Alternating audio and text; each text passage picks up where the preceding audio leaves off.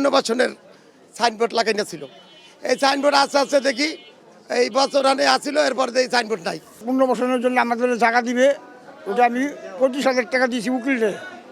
ওটা উঠেছি একবার যাই মনে করেন, পরে যাই আমি সিটি কর্পোরেশন যাই অফিসে যাই জমা দিয়ে আইসি, জমা নেয় না, অনেক ঘুরে আইসি আমাকে। কেউ কাছ থেকে 15%, কারো কাছ থেকে 20%, আর বিভিন্ন জাত থেকে যা নিতে পারছে টাকা ছাড়া কোনো আমাকে টাকা দেয়নি। মানুষে আগে বলতো একবারে টাকা উঠাইতে পার জোতা থাকে না, আমরা যাইতে সিঁড়িয়েই না। রায়ের বাজার বধ্যভূমি স্মৃতিসৌধের ঠিক পেছনেই গড়ে উঠেছে ঢাকা উত্তর সিটি কর্পোরেশনের বিশাল ও অত্যাধুনিক কবরস্থান।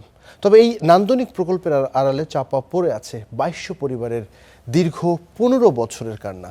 জমি হারিয়ে ফ্ল্যাটের আশায় থাকা এই মানুষগুলো একদিকে যেমন দুর্নীতির শিকার হয়েছেন, অন্যদিকে বেঁচে থাকা হাজারো মানুষের জীবনে নেমে এসেছে কবরের নিস্তব্ধতা।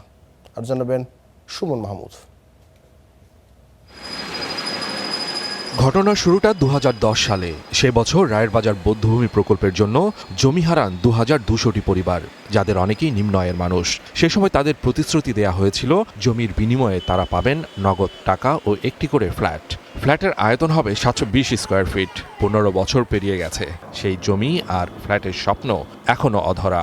যাতে যাতে জায়গা গেছে প্রত্যেকের একটা করে আপনার দিব, ফ্ল্যাট দিব, কিন্তু এই কথা বললে আমাদের এখানে আন্দোলনটারে দমাইছে। এটা পুনর্বাসনের জন্য আমাদের জায়গা দিবে, ওটা আমি 25,000 টাকা দিয়েছি উকিলে। ওটা উঠেছি একবার যাই মনে করেন, পরে যাই আমি সিটি কর্পোরেশন যাই অফিসে যাই জমা দিয়ে আইসি, জমা নেয় না, অনেক ঘুরে আইসি আমাকে। আর্থিক সমস্যাতে মানুষের চলতে সমস্যা, বাসা ভাড়াটা লাগতো না। ক্ষতিগ্রস্তদের জন্য পুনর্বাসনের সাইনবোর্ড লাগাইনা ছিল। এই সাইনবোর্ড আস্তে আস্তে দেখি এই বছর আনে আসছিল, এরপর এই সাইনবোর্ড নাই। অভিযোগ আছে রাজনৈতিক মতভেদের কারণেই এই ভোগান্তি। জেলা প্রশাসকের অফিসের দুয়ারে দুয়ারে ঘুরছেন ক্ষতিগ্রস্তরা। বিএমপি করার কারণে আর আমাদের টাকা পয়সাগুলো এইভাবেই দেয় নাই, ঘুরাইছে। যারা যৎসামান্য টাকা পেয়েছেন তাদেরও সর্বোচ্চ 15% পর্যন্ত ঘুষ দিতে হয়েছে।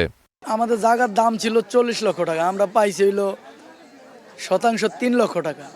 এই টাকা যেভাবে উঠাইছি ওই সরকারের ঘরেই দিয়েই তৈছে। কেউ কাছ থেকে 15%, কারো কাছ থেকে 20%, আর বিভিন্ন জাত থেকে যা নিতে পারছে টাকা ছাড়া কোনো আমাকে টাকা দেয়নি।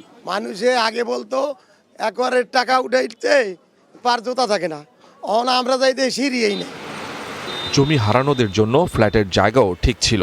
রায়ের বাজারে সেই 5 একর জমিতে এখন গড়ে উঠেছে বাস ট্রাকের অবৈধ ডিপো। জমি হারানোদের অনেকেই ঢাকা ছেড়েছেন নিঃস্ব হয়ে, কেউ কাটাচ্ছেন মানবেতর জীবন। 15 জায়গা রাখছো, ওখানে হলো ট্রাক স্ট্যান্ড বানায় রাখছে, আর হলো বিআরটিসি ডিপো বানায় রাখছে, আর রাজাবাগের যে রিস্কা রাখে ওইটা ডিপো বানায় রাখছে। কেন থেমে আছে ফ্ল্যাট নির্মাণ, এই বিষয়ে ডিসি অফিসের কেউ ক্যামেরার সামনে কথা বলতে রাজি হননি।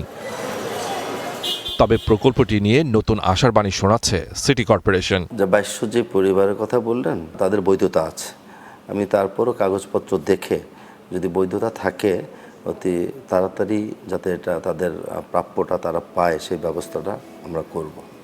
2200টি পরিবারের এই হাহাকার কি তবে শেষ হবে? তারা কি ফিরে পাবে তাদের মাথা গোঁজার ঠাঁই? সমাধানের অপেক্ষায় বঞ্চিতরা।